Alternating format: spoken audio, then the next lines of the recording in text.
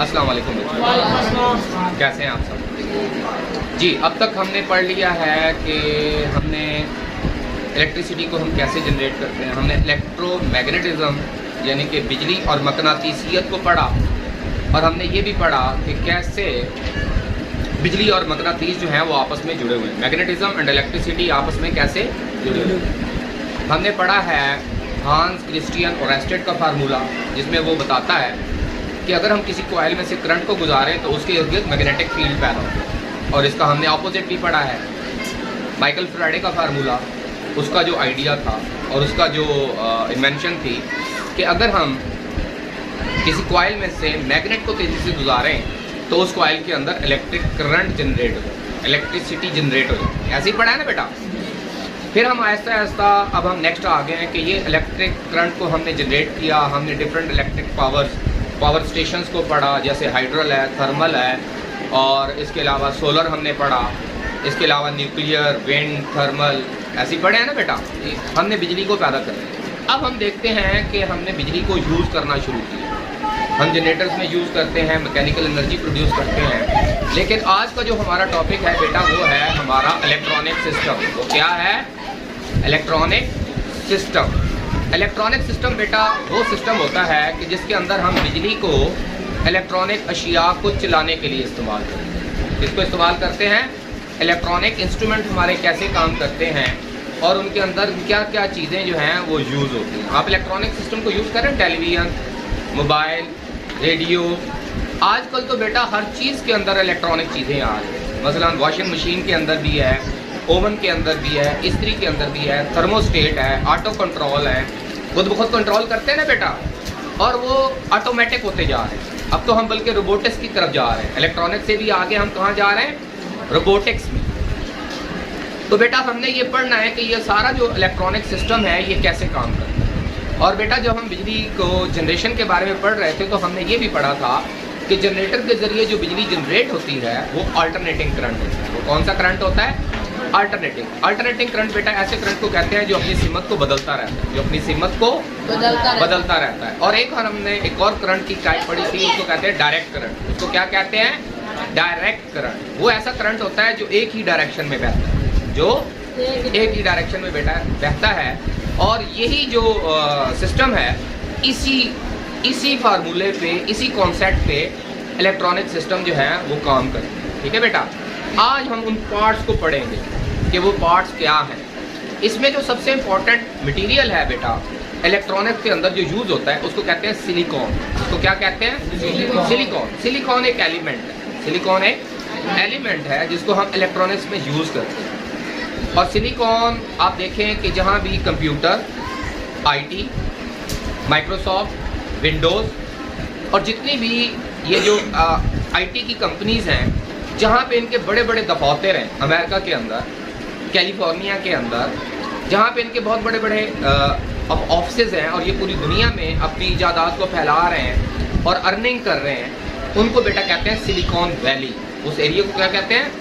Silicon valley. वो इसी material की वजह से कहा जाता है क्योंकि पूरे का पूरा इलेक्ट्रॉनिक सिस्टम जो है वो बेस करता है सिलिकॉन पे। किस पे बेस करता है? सिलिकॉन पे। सो हमारा इसको जानना बहुत ज़रूरी है ताकि हम इलेक्ट्रॉनिक्स की बेसिक्स को जान सकें। ये बेटा सिलिकॉन, और ये जो आज हम टॉपिक्स पढ़ेंगे जिनमें है सेमीकंडक्टर्स हैं, ट्रांजिस्टर्स हैं या इंटीग्रेटेड सर्किट्स हैं, ये सारे के सारे बेटा एक इनमें जो मेन इंग्रेडिएंट है वो है सिलिकॉन। इसीलिए जहाँ पे भी अब इलेक्ट्रॉनिक का काम हो रहा होता है उस जगह को कहते हैं सिलिकॉन वैली।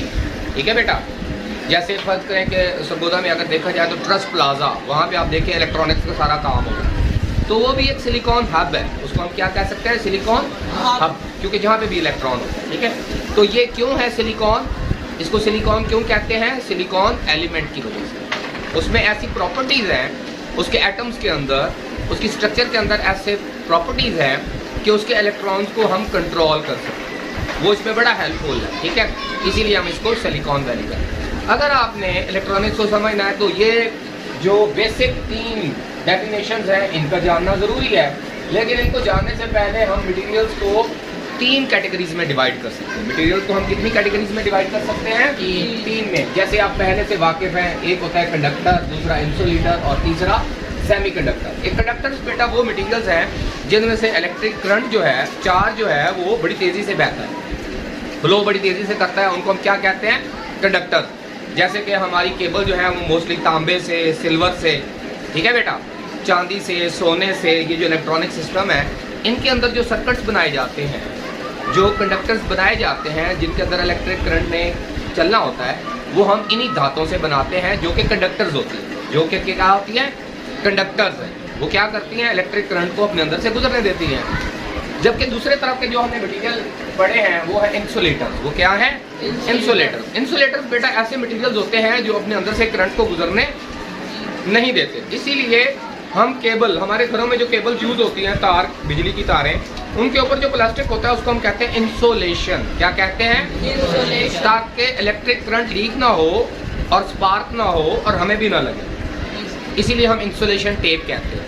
तो जहाँ पे वो कवर्ड, उसको कवर किया जाता है। और ये ऐसे मटेरियल्स हैं जिनमें से करंट नहीं गुजरता, इसीलिए इनको क्या कहा जाता है? इंसुलेटर। इनमें प्लास्टिक है, रबड़ है, लकड़ी है, वुड, ठीक है, इसके अलावा अर्थ है, इसके अलावा ग्लास, शीशा है। ये ऐसे मटेरियल्स हैं जो कि करंट के लिए इंसुलेटर है, ठीक है बेटा। अब कंडक्टर्स और इंसुलेटर्स के दरमियान में एक मटेरियल होता है जिसको कहते हैं सेमी कंडक्टर। ये सिलेक्टिवली करंट को गुजरने देता है। क्या करता है? करंट को सिलेक्टिवली गुजरने देता है। सेमी कंडक्टर्स का बेटा काम ये है, इसके जरिए जो हम इंस्ट्रूमेंट बनाते हैं उनको कहा जाता है सेमी कंडक्टर डायोड। क्या कहते हैं? Semi conductor diode. ये बेटा सेमी कंडक्टर डायोड जो है, सेमी का मतलब है हाफ, कंडक्टर का मतलब है कंडक्शन, यानी वो करंट को गुजरने देते हैं या नहीं गुजरने देते, आधे गुजरने देते हैं, सेमी कंडक्टर कहा जाता है। और डायोड का मतलब है कि इनके दो टर्मिनल्स होते हैं। क्या होते हैं? दो टर्मिनल्स। ये बेटा किस लिए यूज होता है? इनका जो एक टर्मिनल होता है उसको कहा जाता है पी टर्मिनल और दूसरे को कहा जाता है एन टर्मिनल। अब जैसे कि मैंने बताया कि हमारे यहाँ जितना भी करंट है, जो मेन सोर्स ऑफ इलेक्ट्रिसिटी जो हमें गवर्नमेंट की तरफ से मिलती हैं, हमारी पावर लाइन की तरफ से, वो कौन सा करंट होता है? Alternating current. वो कौन सा करंट होता है? Alternating current. ये जो सेमीकंडक्टर डायोड जो इंस्ट्रूमेंट है, ये सिलिकॉन से बना होता है। इसके दो टर्मिनल होते हैं पी एंड एन। जब हम इसको अल्टरनेटिंग करंट मुहैया करते हैं तो ये अल्टरनेटिंग करंट को डीसी करंट में कन्वर्ट कर देता है, डायरेक्ट करंट में कन्वर्ट कर देता है। अल्टरनेटिंग करंट बेटा जो होता है वो उसकी सिमत बदलती रहती है, हर लम्हे उसकी सिमत बदलती रहती है। लेकिन अगर सेमीकंडक्टर डायोड उसके रास्ते में लगा दिया जाए तो करंट का फ्लो सिर्फ एक ही सिमत में होगा और वो होता है पॉजिटिव से नेगेटिव की तरफ। कन्वेंशनल करंट पॉजिटिव टर्मिनल से नेगेटिव की तरफ होता है। ये है बेटा सेमीकंडक्टर डायोड का जो काम है, वो ये है कि ये अल्टरनेटिंग करंट को डायरेक्ट करंट में बदलते हैं और करंट के फ्लो को कंट्रोल कर सकते हैं, करंट के फ्लो को कंट्रोल करते हैं, उसकी सिमत को दुरुस्त करते हैं। तो ये पहला यूज है। ऐसे आपने इंस्ट्रूमेंट इलेक्ट्रॉनिक्स के अंदर, मदरबोर्ड्स के अंदर आपने लगे हुए देखे होंगे, ठीक है ना बेटा। इनका जो सेमीकंडक्टर डायोड्स का काम है वो अल्टरनेटिंग करंट को डायरेक्ट करंट में बदलना है। अब हम चलते हैं दूसरे सेमीकंडक्टर इंस्ट्रूमेंट की जानिब और वो है ट्रांजिस्टर। वो क्या है? ट्रांजिस्टर। अगर आप इनको किसी इलेक्ट्रॉनिक दुकान पे या आपने किसी पुराने किसी इलेक्ट्रॉनिक इंस्ट्रूमेंट को अगर आप देखें तो उसका जो मदरबोर्ड होता है तो उनके अंदर जो सेमीकंडक्टर डायोड्स हैं उनकी दो टर्मिनल्स होते हैं, जबकि ट्रांजिस्टर्स में अगर आप देखें तो उनमें तीन टर्मिनल्स होते हैं। कितने टर्मिनल्स होते हैं? तीन। जैसे कि मैंने यहाँ पे बनाया 1, 2 एंड 3 टर्मिनल्स है, ठीक है बेटा। ये भी सेमीकंडक्टर से बने होते हैं और इनके तीन टर्मिनल्स होते हैं और ये बेटा यूज होते हैं हमारे इलेक्ट्रॉनिक्स के अंदर as a switch, as a switch. और स्विच क्या चीज होती है? स्विच बेटा एक ऐसा आला होता है जो इलेक्ट्रिक करंट के फ्लो को या तो रोक सकता है या बंद कर देता है। स्विच जैसे हम पंखे के बटन को अगर ऑन करें तो पंखा चलने लग गया है, ऑफ करें तो बंद हो गया। तो ये एज ए स्विच इस्तेमाल होता है, एज ए माइक्रो लेवल पे मदरबोर्ड के ऊपर इलेक्ट्रॉनिक्स में एज ए स्विच यूज होते हैं। और दूसरा ये यूज होते हैं as an amplifier, as an amplifier. Amplifier का मतलब क्या होता है? एम्पलीफायर का मतलब ये है कि ये इलेक्ट्रिक करंट की मिकदार को बढ़ाते हैं या कम करते हैं। इलेक्ट्रिक करंट, इलेक्ट्रिसिटी की इनपुट को बढ़ाते हैं या कम करते हैं। जैसे इस पंखे का रेगुलेटर है ना बेटा, अगर हम उसको एक सिमत में घुमाएंगे तो क्या होगा? पंखे की स्पीड स्लो हो जाएगी, पंखे की स्पीड स्लो हो जाएगी। इट मीन्स कि ये जो है ये कम कर रहा है, इलेक्ट्रिक करंट के फ्लो को कम कर रहा है। और अगर हम इसके रेगुलेटर को दूसरी जानिब घुमाएंगे तो वो इससे करंट ज़्यादा जाएगा और पंखे की स्पीड बढ़ जाएगी। इसको कहते हैं एम्पलीफायर। इसको क्या कहते हैं? एम्पलीफायर। कि हम कोई भी आने वाले इलेक्ट्रिक सिग्नल्स को, इलेक्ट्रिक चार्ज को हम बढ़ाना चाहें तो बढ़ा सकते हैं, कम करना चाहें तो कम कर सकते हैं। और उसके लिए हम यूज़ करते हैं ट्रांजिस्टर। क्या करते हैं? ट्रांजिस्टर यूज़ करते हैं। ट्रांजिस्टर दो कामों के लिए इस्तेमाल होते हैं, एम्पलीफिकेशन ऑफ सिग्नल्स यानी electric current, and number 2 as a switch and as an amplifier use होते हैं। ठीक है बेटा, अब हम चलते हैं अपने तीसरे इलेक्ट्रॉनिक इंस्ट्रूमेंट की जानब जिस पे इलेक्ट्रॉनिक सारी बेस करती है, वो है बेटा इंटीग्रेटेड सर्किट। ये बड़े इंपॉर्टेंट है, ये आजकल इनकी हुकूमत है। इनको हम कहते हैं आईसी। आप अगर कोई इलेक्ट्रॉनिक लेके जाए ना, किसी इलेक्ट्रॉनिक कभी गए हों, रेडियो, टीवी, मोबाइल या कोई भी इलेक्ट्रॉनिक की चीज़ अगर वो काम नहीं कर रही तो अक्सर जो इलेक्ट्रिशियंस या इलेक्ट्रॉनिक्स के माहिर होते हैं वो कहते हैं इसका आईसी जल गया। क्या हो गया? आईसी जो है वो जल गया है। आईसी क्या होता है? इंटीग्रेटेड सर्किट्स होते हैं। इंटीग्रेटेड सर्किट्स होते हैं क्योंकि बेटा इलेक्ट्रॉनिक्स में अगर आपने देखा होगा, अगर मदरबोर्ड को देखें तो उसमें बहुत सी लाइनें होती हैं और उन लाइनों के ऊपर छोटे छोटे इंस्ट्रूमेंट्स लगे होते हैं। ऐसे ही है ना बेटा? इसके अलावा अगर आप अपने पेरेंट्स से पूछें या अगर आप नेट से एक पुरानी जो कंप्यूटर की डिस्कवरी है कि पुराने दौर के अंदर कंप्यूटर और टेलीविज़न और रेडियो अगर आप देखें तो जो शुरू में जो कंप्यूटर बेटा पैदा किए गए थे, उस कंप्यूटर का साइज़ इतना था जितना ये आपका हॉल है, ये आपका कमरा है ना, इस साइज़ का। तो उसका जो अब हम जिसको कहते हैं ना CPU, जो छोटी सी जगह पे आ गया है। अब तो बिल्कुल लैपटॉप में तो बिल्कुल ही छोटा चला गया है और मोबाइल में तो बिल्कुल और भी छोटा हो गया है। तो ये जितने भी इंटीग्रेटेड सर्किट्स थे जो इसके अंदर हम माइक्रो लेवल पे बनाते हैं, क्या करते हैं? माइक्रो लेवल पे माइक्रोस्कोप के जरिए बनाते हैं। ये इंटीग्रेटेड सर्किट पहले केबल से बनाए जाते थे और बड़े बड़े इंस्ट्रूमेंट्स में बनाए जाते थे। इसीलिए एक कंप्यूटर का जो CPU होता था वो पूरे इस कमरे के जितना होता था, उनको केबल के साथ जोड़ा जाता था और वो बड़े बड़े इंस्ट्रूमेंट्स को जोड़ा जाता था। ठीक है, इसीलिए इलेक्ट्रॉनिक्स का जो साइज है वो ग्रेजुअली कम इसी वजह से हो रहा है कि हमने इंटीग्रेटेड सर्किट्स को इन्वेंट कर लिया। इंटीग्रेटेड सर्किट्स वो होते हैं जो एक ही जगह पे कई तारों को, पहले तो एक पूरे कमरे में जोड़ी जाती थी ना, और इतने बड़े बड़े इलेक्ट्रॉनिक्स के साइज होते थे, उनके साइज को छोटा करने में इन्होंने बड़ा रोल अदा किया। आप हैरान होंगे कि ये सिलिकॉन से बने होते हैं और 3 मिलीमीटर पे 1000 जो है कनेक्शंस जोड़े जा सकते हैं। इसके अंदर 1000 मुख्तलिफ चीज़ों को जोड़ा जा सकता है, मुख्तलिफ हम इंफॉर्मेशन को प्रोसेस कर सकते हैं। इनको बेटा आजकल अगर हम इंटीग्रेटेड सर्किट्स को जानते हैं, एक और नाम से जानते हैं और वो है प्रोसेसर। वो क्या है?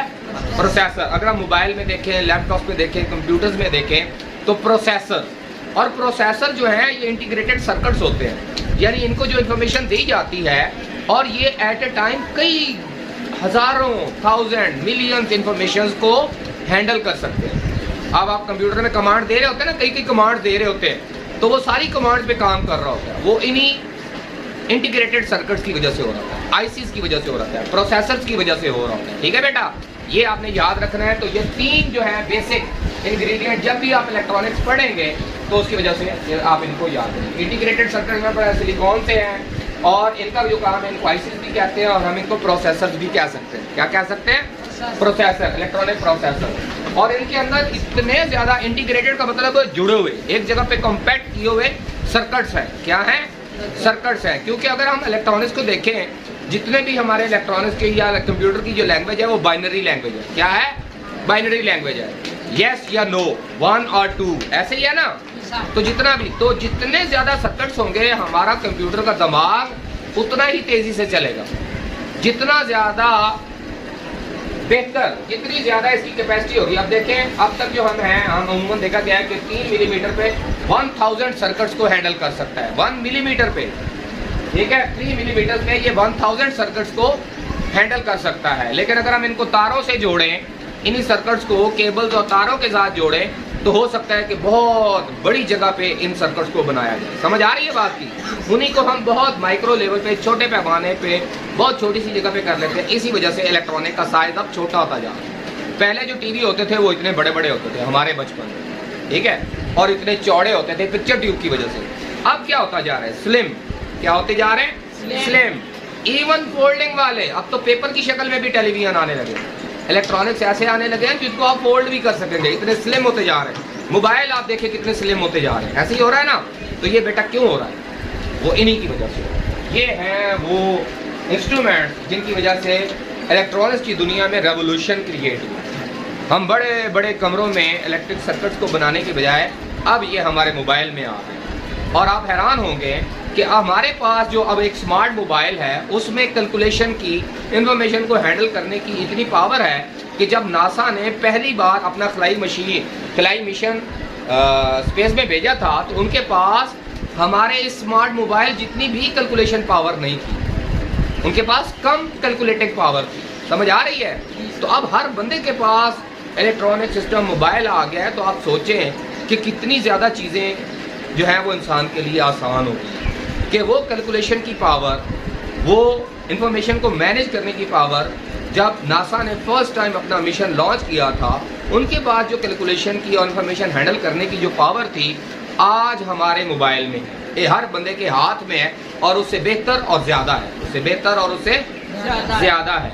तो ये है बेटा, ये क्यों रेवोल्यूशन आया है, वो इनकी वजह से आया है। ठीक है, तो हम बहुत सारी चीज़ें यूज़ तो कर रहे हैं लेकिन हमें पता नहीं होता कि उनके पीछे काम कैसे हो रहा होता है। अगर आप इन चीज़ों को बेटा समझेंगे तो आपकी जो देखने की सलाहियत है, आपको चीज़ों को समझने की सलाहियत है, वो बेहतर हो जाएगी। आई एम क्वाइट श्योर कि आप इन चीज़ों को अच्छी तरह रिमेंबर करेंगे और अपनी ऑब्जर्वेशन में लाएंगे और इन चीज़ों को अंडरस्टैंड करेंगे ताकि नेक्स्ट जनरेशन जो है वो इन इंस्ट्रूमेंट्स को, इनके काम करने के तरीक़ों को जानेंगे, तभी तो इनमें डेवलपमेंट आएगी ना। ऐसे ही है ना। सो आई एम क्वाइट श्योर कि आप इन चीज़ों को ज़रूर रिमेंबर कीजिएगा और इसकी वजह से मज़ीद डेवलपमेंट हो सके। थैंक यू वेरी मच, बहुत शुक्रिया।